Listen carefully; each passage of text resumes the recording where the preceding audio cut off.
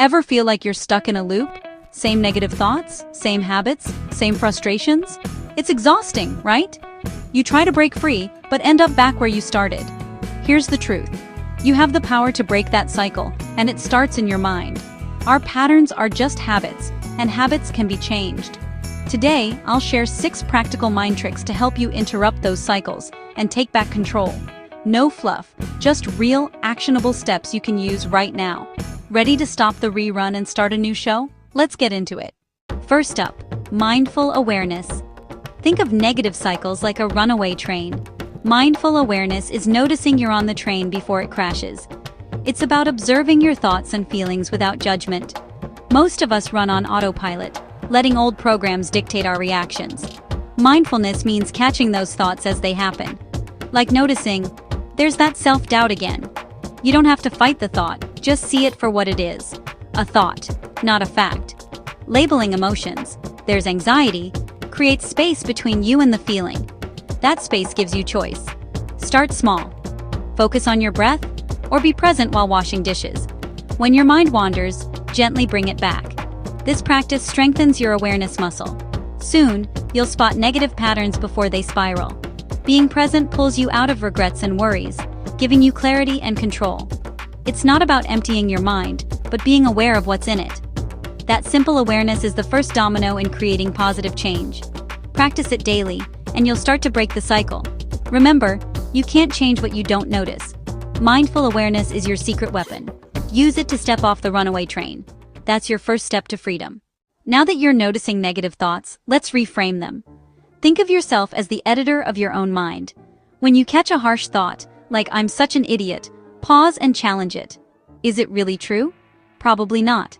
Instead, try, "I made a mistake. I'm human. What can I learn from this?"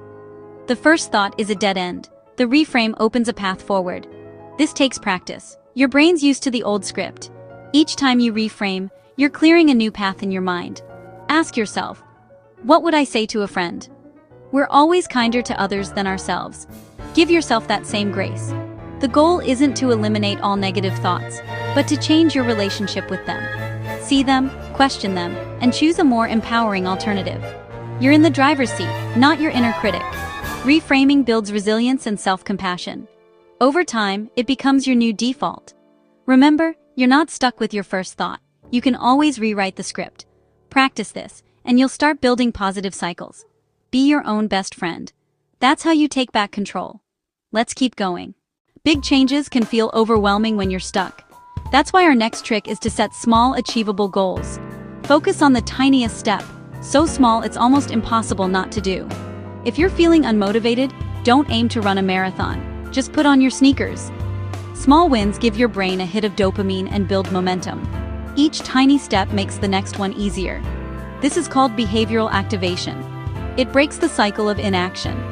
Think of it as building a staircase out of a hole, one step at a time. Overwhelmed by a messy house? Don't clean it all. Just clear one corner. Celebrate that small victory. These wins prove you can take action and make progress.